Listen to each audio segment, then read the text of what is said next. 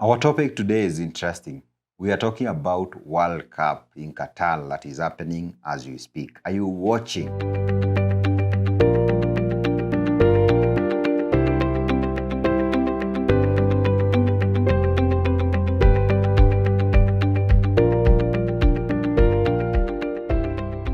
There are many twists and turns. There are many surprises. Who would have thought Saudi Arabia can beat Argentina? Of all the teams that are there, I was surprised. It was very interesting. There's a time they lost 8-0 to Germany in one of the World Cup. I think they have learned something. Today, we would like to learn as much as possible from the World Cup that is happening.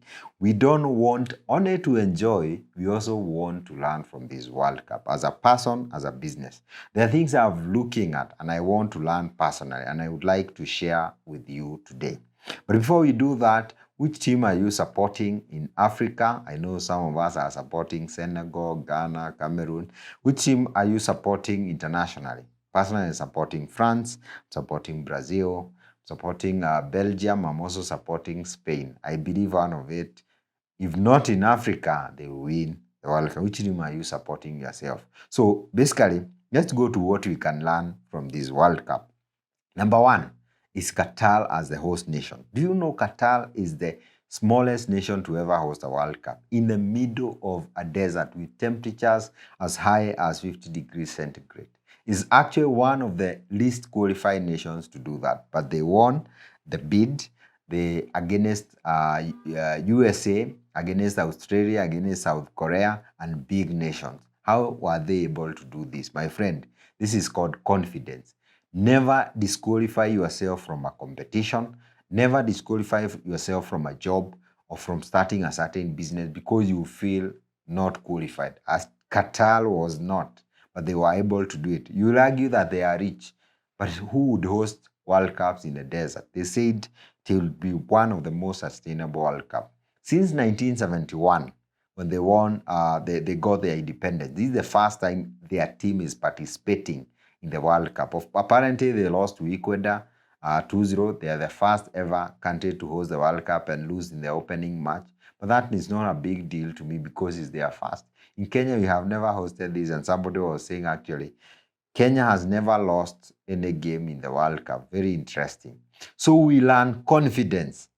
Confidence is it's what people buy more than your capabilities. Always remember that. People will buy your belief. Who do you believe in more than your talents and your gifts? Always remember that. What do you project? Very important. That's what Qatar have. So we learn confidence. We learn never to disqualify ourselves. Number two, we learn creativity. This is called innovation for businesses and companies. Creativity is so important because if you ask yourself, what did they do from 2014 to be able to build 7 new stadiums, international stadiums? One of the things I've learned from their stadium is that they have the most modern stadiums. They are built with cooling system. I believe you can see some of those vents.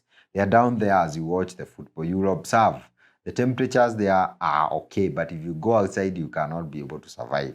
The other thing that countries face once they host World, they are not able to repurpose the stadiums for other purposes. They are going to reconfigure some of these stadiums according to their strategy. And one of the stadium, number 974, will be demolished, and the materials will be used for other purposes. This is the first ever temporary stadium since the advent of the World Cup all over. Isn't it? Isn't that creativity? You need to be creative and ask yourself, what can I do to be able to get this job? What can I do to be able to start this business? What can I do to be able to get this promotion? What can I be able to do to be able to get this job? Never disqualify yourself. Number two, you need to be creative and you need to ask the difficult question, what can I do? These guys have moved mountains. They have done those stadiums in the desert in a short period of time. Big stadium, despite the economy being big. Number three, you need a strategy. Very important.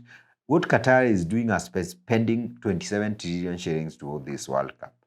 They are trying to diversify their economy from oil and gas, which account for more than 60%. And this is one of the things. They want to diversify into sport, into education. They also want to diversify into logistics and health.